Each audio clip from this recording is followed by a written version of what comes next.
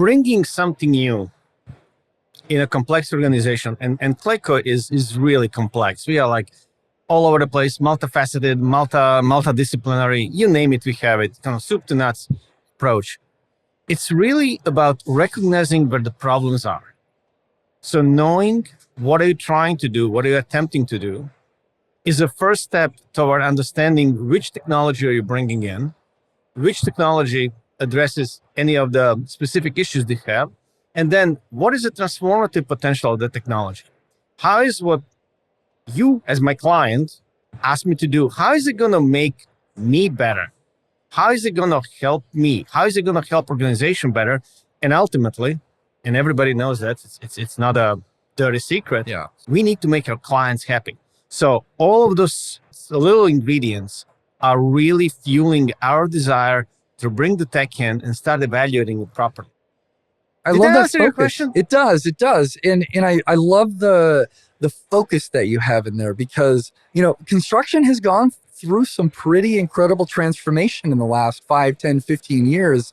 And we went from a minimal amount of purpose-built tools to serve our teams in the ways that we work to an obscene amount of tools that exist that specifically focus on construction. And it's introduced an interesting both opportunity and challenge in evaluating which ones are going to serve our focus.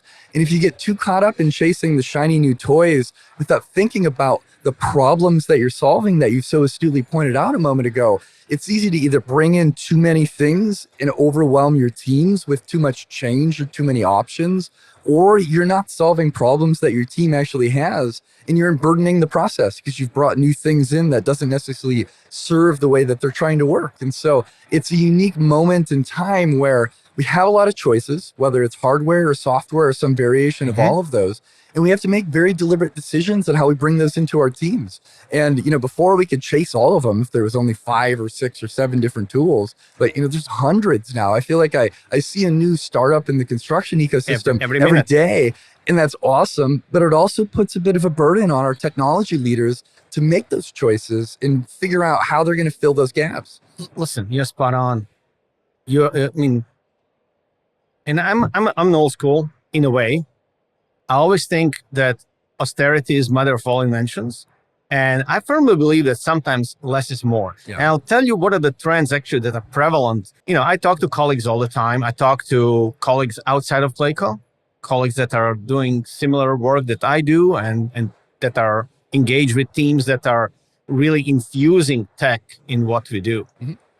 Part of our challenge is not finding the right tech, but eliminating the white noise. So how do you, between that white noise with limited resources, because, again, our primary job is to build, design. How do you filter that white noise? How do you find the resources to evaluate, test, push back against that huge ecosystem that really, you're right, it exploded over the last 3 years.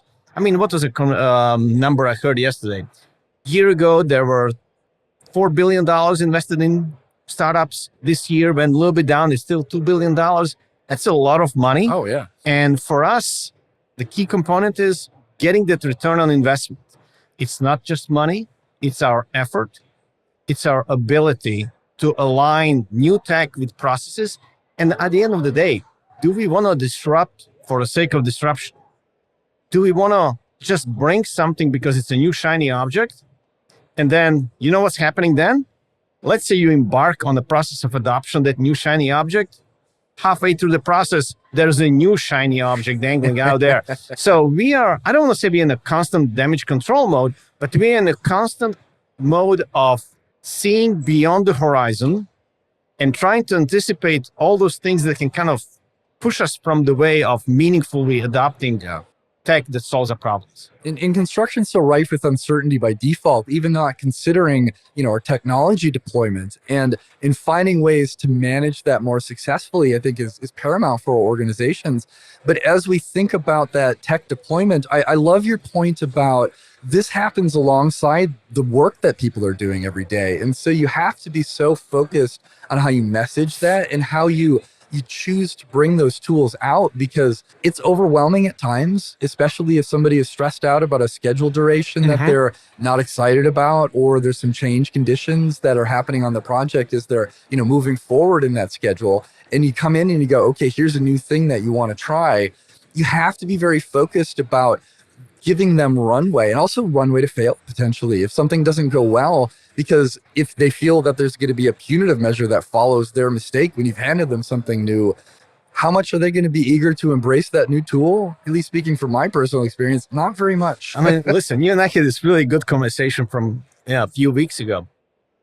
There's not a day in my life, and I'm not going to speak just for myself, I'll speak for our team, where we don't feel like bunch of surgeons performing a open heart surgery in a running patient. Now, it's all in good faith. We need to improve. Yes. No question there. We need to transform the industry. I mean, Andrew had a really great spiel earlier this morning saying, hey, we are innovators. We are pushing forward. But at the same time, yes, we need to be cognizant because nobody can be left behind. Everybody on Clayco team matters. What also matters to us is being aligned with our mantra. Our mantra is, beyond these walls. What does it mean? That means no matter what I do, technology-wise or implementation-wise or education-wise, it needs to carry its weight beyond just delivering the building. I firmly believe, I know that I'm in this industry to change the world.